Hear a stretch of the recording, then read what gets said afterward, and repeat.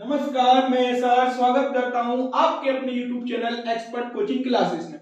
दोस्तों, आज मैं आपको ये बताने वाला हूं कि पेपर निकालने के लिए हमें क्या करना चाहिए, जो कि मस्ट है बिल्कुल, और क्या नहीं करना चाहिए जिससे कि हम ओवरहेड हो जाएं या जिससे कि हम सिर्फ तैयारी ही करते रहें और हाथ में कुछ ना लगे।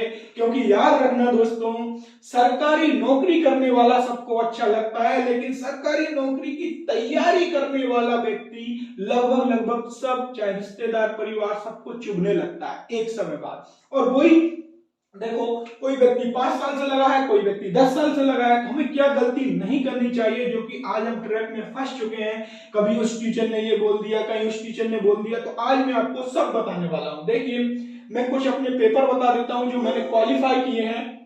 ये पुलिस का है दोस्तों, 2020 का, जिसमें कांस्टेबल क्वालिफाई हूं, कांस्टेबल जीडी, कांस्टेबल रेडियो, इनके ये रोल नंबर लिखे हैं। आप इन्हें अच्छे से सर्च भी कर सकते हो, क्योंकि आजकल भरोसा कम होता है।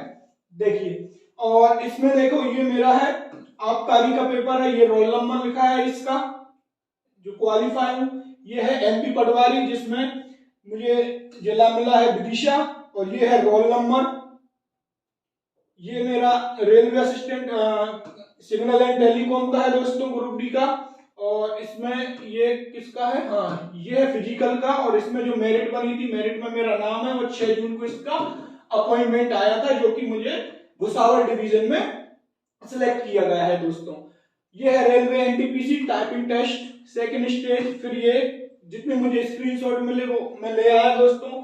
सीजीएल मेंस दिया पिछली बार मैंने, उसका नहीं। और एमपी फॉरेस्ट जो कि अपकमिंग आने वाला है, एमपी फॉरेस्ट जेल पहरी और जेल अधीक्षक, इसमें मेरे नंबर है दोस्तों 85, जो कि जिसका रिजल्ट आएगा तब मैं वो स्लाइड आपको लगा दूंगा। तो ये पेपर जो क्वालिफाई हुए हैं दोस्तों, इसमें मैंने ऐसा नहीं किया कि कोई बहुत सारी गलतियों से गुजरा है। तो मैं वो गलती आपको बता देने वाला हूं दोस्तों कि क्या हमें गलतियां नहीं करनी चाहिए। देखिए, सबसे पहले तो हमें एक बात बिल्कुल सोच लेना है यहां से कि आप कोई सा भी पेपर देने वाले हो, कोई सा भी पेपर देने वाले हो, सपोज छोटे से छोटा पेपर भी अगर आपने दिया, तो बेरोजगारी का स्तर इतना है दोस्तों, यहां से कूदेगा सीजीएल एसएससी सीजीएल वाला बंदा, यहां से कूदेगा एमपीपीएससी वाला बंदा, जो कि 5-10 साल से लगा है, और ये भी 5-5 साल से लगा है। फिर यहां से कूदेगा, फिर यहां से कूदेगा जो कि बड़े एग्जाम की तैयारी कर रहा है। और जो व्यक्ति बेचारा, जिसको राइट नॉलेज नहीं है और राइट गाइडेंस नहीं है, वो क्या करेगा, वो बेचारा यहां से कूदेगा, धीरे धीरे यहाँ कूदेगा। अब इन सबके बीच में हमें बैठकर पेपर देना है, क्योंकि पेपर में तो सब बैठेंगे, सब फॉर्म डालेंगे। तो अब इनसे भी जूझना है, इनसे भी जूझना है, इनसे भी जूझना है, और इनसे भी जूझना है, और तब जाके हमें एक वैकेंसी हाथ लगेगी। तो क्या ये हल हुआ है कि हम सबसे जूझ जाएंगे और एक वैकेंसी हाथ लग जाएगी? नहीं लगेगी। क्यों? क्योंकि हम फंस चुके हैं ट्रैक में। कैसे? देखो, आपने देखा होगा कई टीचरों का, आपने ये देखा होगा कि भैया जिनके पटवारी में नंबर, जिनके पटवारी, टीचर की बात कर रहा हूं, एज अ स्टूडेंट जब भी तैयारी करता है दोस्तों, तो वह पहली बार असफल होता है। उसके शुरुआत में 70 नंबर भी आते हैं, शुरुआत में 80 नंबर भी आते हैं, शुरुआत में 90 नंबर भी आते हैं, क्योंकि उस बेचारे को राइट गाइडेंस और राइट सिलेबस पता नहीं, जहां से वो पढ़ रहा है वहां उसको पता नहीं कि टीचर मुझे गुमराह कर रहा है या नहीं। स्टूडेंट की मैं बात नहीं कर रहा। एज अ टीचर ये फर्ज होता है दोस्तों कि हम जो भी पढ़ा रहे हैं वो उस तरीके से पढ़ाना चाहिए जिसमें कि अगर व्यक्ति 30 मिनट अपने समय दे रहा है तो वो बर्बाद ना हो। मैंने एमपी पुलिस के लिए दोस्तों आपसे बोला था कि मैं आपको सिलेबस करवाऊंगा, लेकिन कुछ कंडीशंस दोस्तों ऐसी आ गई थी जिसके कारण, अनकंट्रोल कंडीशन, थोड़ी फैमिली सिचुएशन ऐसी आ गई थी जिसके कारण मैं सिलेबस नहीं करवा पाया। लेकिन दोस्तों वहां पर भी मैं सिंपैथी गेन करने के लिए नहीं आया या व्यू बढ़ाने के लिए बिल्कुल नहीं आया दोस्तों कि आप ऐसा एमपी पुलिस ये वो, कुछ भी नहीं किया दोस्तों मैंने, क्योंकि मैं आपका समय बर्बाद नहीं करना चाह रहा था जब मैं आपको सिलेबस नहीं करवा पा रहा था। तो मैं वही बोल रहा हूं दोस्तों, यहां से देखिए जरा, आपने जैसे क्या किया दोस्तों, आपने एक टीचर जिससे आपने पढ़ना स्टार्ट किया, जैसे कि एमपी पटवारी का ही मैं एग्जांपल ले लेता हूं, एमपी पटवारी का। अब एक बात बताइए दोस्तों, आप जिससे पढ़ रहे हो उसके नंबर ही अगर 100 से कम है, उसके नंबर ही अगर 100 से कम है और एमपी पटवारी का कटअप अगर 150 गया है, तो क्या वो आपको सिलेक्शन दिला पाएगा? नहीं दिला पाएगा। लेकिन आप किन बातों में उसकी भ्रमित हो जाओगे, वो बार बार वीडियो डालेगा, इतना स्कोर, 170 प्लस स्कोर कैसे करें, 160 प्लस स्कोर कैसे करें, जबकि उसने खुद पेपर नहीं निकाल पाया। तो आप अगर यहां पर ऐसे टीचरों से पढ़ते पढ़ते अगर आपको 10 साल भी अगर हो जाएंगे दोस्तों, तो आप खुद बताओ कि आपका पेपर कैसे निकलेगा? अरे जिनके नंबर आए 88, उन्हें भी आपने दे दी शाबाशी, और आप उन्हीं से पढ़ रहे हैं दोस्तों। तो आप खुद बताओ कि जिसके 50% नंबर भी नहीं आ पाए, वो आपको 70% नंबर, 80%, 90% नंबर के वादे करके आपको कैसे सिलेक्ट करा सकता है? तो आपने तो वहां कितने 3 महीने तैयारी की, अब ये 3 महीने आप यहां तैयारी कर रहे थे, और एक व्यक्ति 3 महीने कमरे में बंद होकर तैयारी कर रहा था, एक व्यक्ति 3 महीने अच्छे टीचर से तैयारी कर रहा था। तो आप इन दोनों का कंपटीशन जरा खुद से करके देखिए। गलती आपकी नहीं है, गलती आपकी नहीं है, गलती आपकी नहीं है, क्योंकि आजकल मैं जो YouTube पर देख रहा हूं दोस्तों, व्यूज के चक्कर में ये बहुत हो गया कि कुछ भी डाल रहे हैं। इवन एक जो है, उन्होंने तो मतलब गाली तक दे रहे हैं दोस्तों, गाली तक दे रहे हैं। ये भाषा का कोई स्तर नहीं होता दोस्तों, एक टीचर की तरह रहता है। हमारी भारतीय संस्कृति में टीचर, शिक्षक का महत्व दोस्तों बहुत है। आपने बड़े बड़े लोगों की शादियों में देखा होगा शायद, जहां पर सब लोगों को खाना सर्व करने के लिए लगा दिया था, लेकिन वहां पर देखो, जिसका मैं एग्जांपल दे रहा हूं, जो कि अपने भारत के अमीर आदमी है, वहां पर बड़ी बड़ी सेलिब्रिटीज को खाना सर्व करने के लिए बुलाया था। लेकिन वहां पर आप खुद देखो, क्या उन्होंने एक भी बड़े टीचर या शिक्षक से ये बोल पाए कि आप भी खाना सर्व करो? क्योंकि शिक्षक की इज्जत बहुत होती है दोस्तों, और शिक्षक को मर्यादित भाषा का यूज करना चाहिए, ना कि इस तरीके के गंदे शब्द यूज करने चाहिए। अब आप खुद देखो, वो व्यक्ति जो है वो बोल रहा है कि हम आपकी एक पटवारी की हमने एक सीट कम कर दी, एक सीट कम कर दी, और हम सेंटर भी गए, हमने पेपर भी देखा, पेपर रद्दी आया, आपसे बोल दिया। अब आपको क्या डर बैठ गया? कैसा कि यार पेपर तो रद्दी आया, पेपर तो ऐसा आया, पेपर तो सरल आया, और मेरे नंबर नहीं आ पा रहे। पेपर कठिन था दोस्तों। क्यों? क्योंकि वो व्यक्ति जो बोल रहे थे कि हम तो सेंटर भी गए, हम तो सीट भी खा गए, हम तो ये कर दिया, लेकिन वो व्यक्ति पेपर में पता नहीं भैया ने क्या पहले एनालिसिस देख लिया था, एक दिन पहले का, तो पेपर से ही डर गए, तो अब्सेंट ही हो गए, पेपर ही देने नहीं गए। और भाषा का मर्यादित, भाषा का स्तर देखो उनका, कि मैं बोलना ही नहीं चाहूंगा दोस्तों ऐसे शब्द, इस तरीके के शब्द यूज किए जा रहे हैं। तो आप खुद देखो कि एक व्यक्ति कहीं अब्सेंट हो रहे हैं, पेपर देने के लिए नहीं भी गए, उसके बाद भी वो ये बोल रहे हैं कि हम आपकी सीट ले ली, हमने सीट खा गए। तो आप खुद ही सोचो दोस्तों, इस तरीके की ये झूठी बातें करने से आप क्या भ्रम नहीं हुए कि यार हाँ? तो हमें भ्रमित नहीं होना है दोस्तों, हमें ये नहीं देखना है। हमें क्या देखना है? हमारे सामने क्या है? हमारे सामने केंद्र की वैकेंसियों की बौछार लगने वाली है दोस्तों, केंद्र की वैकेंसियों की बम्पर बौछार लगने वाली है, चाहे जीडी हो, चाहे दिल्ली पुलिस हो, चाहे मोस्ट इंपोर्टेंट जो अब आने वाली है रेलवे। रेलवे में दोस्तों आप देखना, रेलवे में वर्तमान में ये भुसावल डिवीजन मिला है मुझे, तो रेलवे में आप देखना लगभग आपके अधिकतर दोस्त सेट हो गए होंगे जो पहली वैकेंसी थी। रेलवे में भयंकर वैकेंसी आती है दोस्तों, भयंकर। अब ALP technician, group D, NTPC, सबकी भर्ती वैकेंसी आने वाली है दोस्तों रेलवे में, क्योंकि लोकसभा चुनाव है। तो लोकसभा चुनाव है तो रेलवे में वैकेंसी अब आना स्टार्ट हो गई। तो मैं ये कह रहा हूं आपसे सिर्फ कि अब हमें इस चीज के पीछे, रेलवे, एसएससी, दिल्ली पुलिस, मतलब केंद्र की नौकरी के पीछे भागना है। और अभी राज्य में हमारे चुनाव है, तो इसमें हमें कुछ अता पता नहीं कि क्या हो क्या नहीं हो, तो हम अभी उसको दिमाग में ना रखें दोस्तों। सिलेबस चाहे राज्य की ले लो आप, चाहे केंद्र की ले लो, एमपीजीके को अगर आप हटा दो तो लगभग सिलेबस सेम होता है। तो मैं आपको वही बता रहा हूं दोस्तों कि अब आपको ऐसे यूट्यूबर के चक्कर में नहीं पड़ना है दोस्तों कि जो 5 मिनट का सिर्फ कंटेंट हो, 5 मिनट की काम की बात हो और 20 मिनट सिर्फ इस बात पे हो कि ये जादू दिखा देंगे, वो कर देंगे, ऐसा करो वैसा करो। जरा आपको एक बार खुद से समझदार हो, ये सोचना है क्या ये टीचर अगर मुझसे 170 नंबर की बात कर रहा है तो क्या इसमें जो टीचर मुझे जैसे मैथ पढ़ा रहा है तो क्या अगर यही पेपर मैथ का इसे दे दिया जाए, जैसे 100 नंबर का मैथ का पेपर है, तो ये खुद 80 नंबर ला सकता है क्या? मैं ये नहीं कह रहा दोस्तों कि एक टीचर है तो 200 का पेपर है तो 200 ही लाओ, कोई नहीं ला पाता।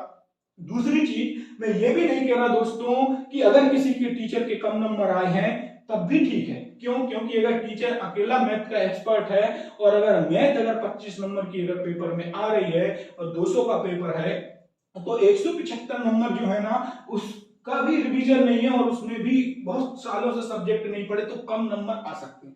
लेकिन हमें एक्सेप्ट करना चाहिए। अगर हम एक्सेप्ट भी नहीं कर रहे, अगर हमें बताने में शर्म आ रही है तो हम बच्चों के साथ एटलीस्ट उन्हें ऐसा भ्रमित करके माहौल ना बनाए कि मैं तो रेडियो में सिलेक्ट हो गया, बाद में देखा कुछ नहीं, मेरे तो इतने नंबर आ गए, मैं तो ये सीट ले आया। तो इस तरीके के माहौल से क्या होता है, बच्चा मासूम होता है। जितना जो मासूम होगा उसे ही सबसे ज्यादा मूर्ख बनाया जाएगा। तेज तर्राटे वाली बातें बहुत अच्छी लगती हैं, ये कर देंगे, स्कोर इतना 185 286, लेकिन समझदारी वाली बात जो है ना वो थोड़ी देर से समझ आती है दोस्तों। आप कॉम्पिटिटिव एग्जाम की तैयारी कर रहे हो, आपको ये ज्ञान होना चाहिए दोस्तों कि हम जब भी पढ़ने के लिए बैठेंगे सबसे पहले अगर हम किताब से पढ़ रहे हैं दोस्तों तो मोबाइल फ्लाइट मोड पे कर देंगे। मैं सुबह 10 से 6 लाइब्रेरी जाऊंगा और 10 से 10:30 पे एक मैसेज टपकेगा, आधा घंटा पढ़ा आपने, अब 11 आपके कब बज जाएंगे उस मैसेज को निहारते, उस मैसेज का रिप्लाई देते, उस मैसेज का क्या बोलूं क्या लिखूं, 11 बज गए। फिर भूख लगी, नाश्ता करने चले गए, 12 बज गए, फिर 2 बजे तक बैठे, फिर फेसबुक पे किसी ने रिक्वेस्ट दे दी। तो इस तरीके से सिलेक्शन होता है? नहीं होता। इन सब में जितना मजा आता है सोशल मीडिया में, अगर यदि सोशल मीडिया को एक तरफ रखने के बाद दूसरी तरफ अपने घर जाकर अपनी माँ की आंख, अपनी पिता की आंखों में एक बार देख लेना, वो झुर्रियों भरी आंखें जो है ना वो आपको सब बयां कर देंगी कि बेटा कितनी उम्मीद है मुझे तुझसे कि कब तू ये बोलेगा कि मेरी नौकरी लग गई। आप खुद देखो दोस्तों कि पिताजी ने कभी ये सोचा है कि यार एक बार अगर फसल मर गई है तो उनके अंदर ये डर बैठ गया हो कि अगली बार जो है ना वो खेत में कुछ नहीं बोना है क्योंकि पिछली बार फसल मर गई थी। उनसे सीखो। हमारे इधर कितने सालों से खेती कंटिन्यू करते जा रहे हैं, उतार चढ़ाव आते हैं, तो ऐसे ही अगर एक बार हम फेल हो गए तो हमें ये नहीं सोचना है दोस्तों कि अगली बार तैयारी करें ही ना, क्योंकि आप बहुत नजदीक हो तैयारी से, लगभग एग्जाम आप नजदीक पहुंच चुके हो। बस मैं इतना ही कहना चाहूंगा दोस्तों, सोशल मीडिया का ट्रेप बहुत खतरनाक है। अगर आप इसमें पड़ गए तो आप अपना समय बिल्कुल बर्बाद करते चले जाओगे। जो लोग व्यूज के चक्कर में आपसे कहीं ये बोल देंगे कि अभी आई एक और अपडेट, एमपी ग्रुप की अभी आई, एक ग्रुप 5 की अपडेट आई, इन अपडेट की 20 मिनट की वीडियो जो आप देखते हो, क्या आप मूर्ख हो? एमपीईएसबी की वेबसाइट पे जाके आप एक बार चेक नहीं कर सकते हो 30 सेकंड में कि कुछ आया है या नहीं आया, कि ग्रुप 5 का रिजल्ट जारी हो गया, तो आप उस पर चेक नहीं कर सकते? क्या आप वो वीडियो ही देखोगे 20 मिनट की, तब उसमें कि मैंने भैया वीडियो देख ली 20 मिनट की तो मेरे 70 नंबर आ रहे थे, नॉर्मलाइजेशन से 90 हो जाएंगे नंबर? भाई नंबर तो वही रहेंगे, चाहे वेबसाइट पे जाके चेक करो चाहे आप 20 मिनट की वीडियो देखो, इतना रहेगा, ये हो जाएगा। अभी अभी जांच रिपोर्ट आई उसमें ये सामने आया, अब पटवारी परीक्षा का पता नहीं क्या होगा, अब पटवारी परीक्षाओं को मिलेगी नियुक्ति, अब पटवारी परीक्षा। जस्टिस रिटायर्ड जो है ना माननीय जस्टिस वर्मा जी जांच कर रहे हैं, तो जब तक वो जांच नहीं आएगी उस बीच में कौन क्या कह सकता है? तो आप क्या उसके चक्कर में आप हर दिन की अपडेट लेते ये आचार संहिता पूरी निकाल दो 2 महीने, ये करने वाले हो आप? और 2 महीने बाद पता क्या होगा, ये रेलवे की वैकेंसी आ गई।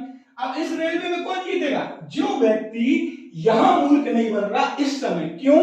क्योंकि मूर्ख व्यक्ति जो रहता है ना दोस्तों, मूर्ख व्यक्ति भविष्य और भूतकाल में ही जीता है और उसे उसी की चिंता सताती है। लेकिन बुद्धिमान व्यक्ति वर्तमान में जीता है। अभी क्या करना, इस क्षण क्या करना, इस क्षण कौन सी अपॉर्चुनिटी है उसे लेने में लगता है। और इस क्षण है दोस्तों केंद्र की नौकरियों की बम्पर भर्ती आने वाली है। तो हमें क्या करना है, हमें इन पर फोकस करना है, ना कि आप ये समय और ये YouTube की वीडियो में आप निकाल दो।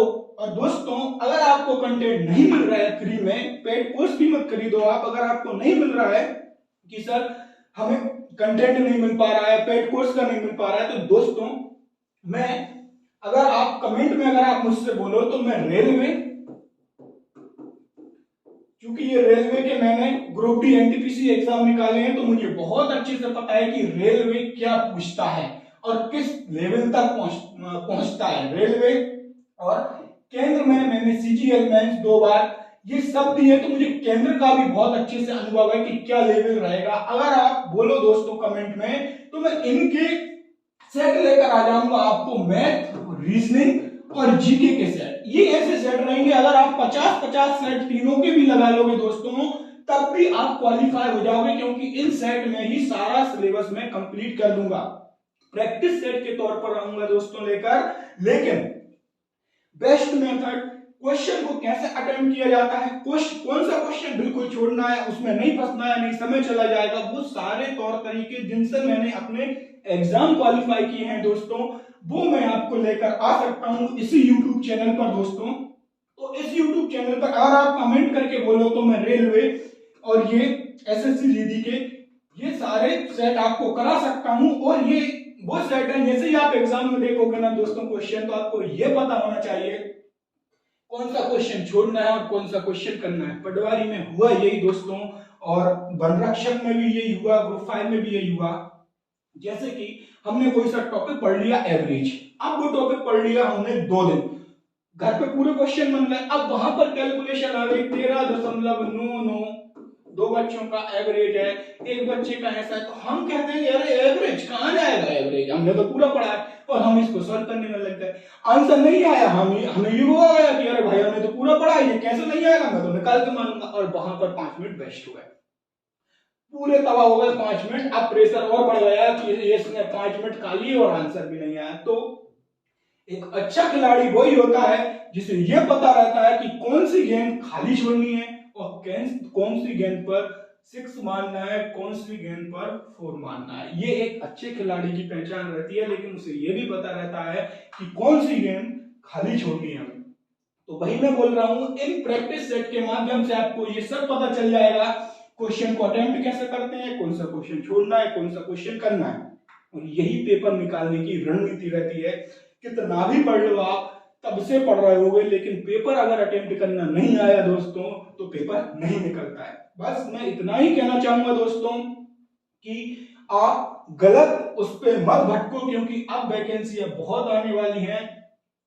अब समय है कुछ कर दिखाने का, और ऐसा कर दिखाने का कि 3 महीने तैयारी करें भले ही, लेकिन इसमें हम सारा सिलेबस सब कुछ कंप्लीट, प्रैक्टिस सेट सब कुछ ये करके रहेंगे। मैं ये नहीं बोल रहा दोस्तों कि आप मुझसे पढ़ो, बिल्कुल मत पढ़ो, लेकिन जिससे पढ़ रहे हो उस टीचर को ये जरूर वेरीफाई करो क्या इसका ये लेवल है जो मुझे पढ़ा सकता है, जहां से भी पढ़ो। क्योंकि आपके पास इतना समय नहीं है कि 1 महीने इस टीचर पर विश्वास कर लिया, पता लास्ट में चला कि उसके नंबर ही नहीं आए, तो ऐसा नहीं है। आपको क्या करना है दोस्तों, जहां से समझ में आए, जहां से तरीके मिले कि हाँ जो न्यू तरीके हैं ये ऐसे सॉल्व हो रहा है, इसे छोड़ना है, इसे करना है, जो भी जहां से भी समझ में आए दोस्तों आप वहां से पढ़ो। लेकिन प्लीज अब समय बर्बाद करना बंद करो, नहीं तो आपका ये होगा दोस्तों, अगर केंद्र की वैकेंसियां और चली गई और अब एमपी में वैकेंसियों का क्या ही कह सकते हैं, चुनाव बाद, तो आपके पास कुछ नहीं बचेगा दोस्तों। और वो बहुत बुरा फेस रहता है जब हम 5-7 साल घर से बाहर रुकते हैं और लास्ट में हम गांव लौटते हैं खाली हाथ। वो समय बहुत ही दर्दनाक रहता है, इसलिए ये समय वही है दोस्तों जहां हम अपने आप को प्रूफ कर सकते हैं। तो प्लीज आपसे निवेदन है दोस्तों कि सोशल मीडिया से थोड़ा सा आप दूरी बनाए रखें। सोशल मीडिया को हमें सही तरीके से इस्तेमाल करना है, ना कि उस सोशल मीडिया में हमें घंटों घंटों समय बर्बाद करना है। तो यहीं पर मैं अपनी वीडियो को समाप्त करता हूं दोस्तों, और अगर वीडियो पसंद आई हो तो दोस्तों लाइक शेयर सब्सक्राइब और कमेंट करना बिल्कुल ना भूलें।